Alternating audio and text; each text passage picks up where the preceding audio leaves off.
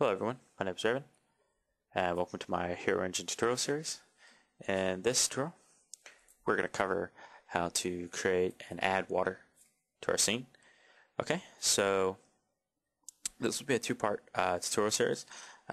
This part obviously will cover the creation of it, changing the shape and size of it and the type, and part two will cover adjusting the visual aspects of it. Okay, so first thing we're going to do is we're going to go to create mirror/water, and it will create the water plane directly where our camera is, and then we're going to select it and move it down. Okay, so if you haven't done so already, go to Windows and Properties, and then you will see the properties of obviously any object you have selected, but in our case, our water plane number 1. Okay, so we're going to ignore color and visuals, and we're just going to cover type. Now, there are several different types of water type, obviously. The first one is plane _ ripple. The second one is river,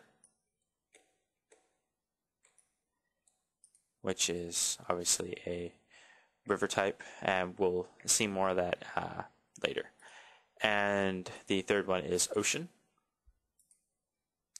Okay, so we'll just leave it at plain ripple, and note that plain ripple is real-time reflection. Okay, the next thing is the shape. We have square, circle, and ribbon, which is very useful for creating rivers. However, we'll cover that in the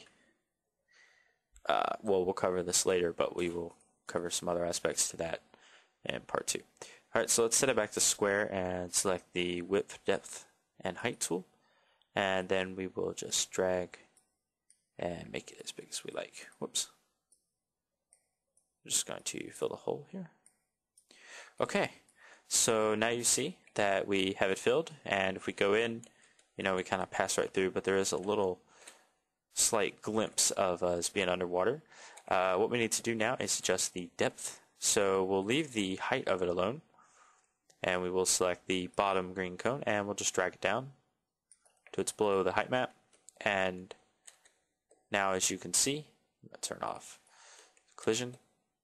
When we go under, we have a nice blue, well, greenish blue look. And if we go into game mode, we can run in and we can start swimming about. Okay, so the next thing I want to cover is creating rivers. So create a new one, just like before. Move it to where we need it. All right. Now, we are going to adjust the shape to ribbon, and you'll see we have all these points here. Now, every time if you select the outermost circle here, you can create a new ribbon, as you can see. And we're just going to go back, and you can adjust the by selecting these two endpoints here, you can adjust the transform. Sorry, had a momentary lapse there. Now, if you select the outermost one, you can create a new node, and we're just going to adjust the height,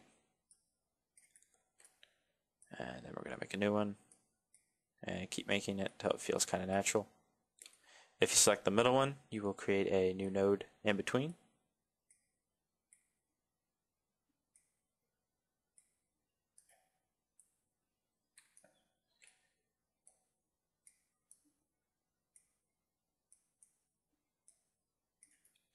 Okay, and now reselect the width depth tool and adjust this accordingly.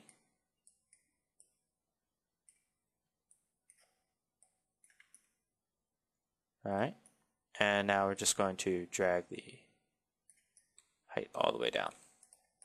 Alright, so there you have it. We now have a nice lovely river which we created using the ribbon tool.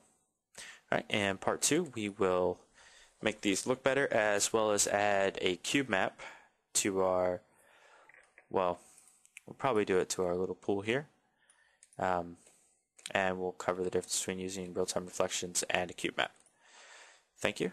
If you have any questions, obviously stop by the Hero Engine forums. If you have any questions specifically to this video, stop by mine, or you can ask the question on Facebook, or you can talk to me on Steam as well.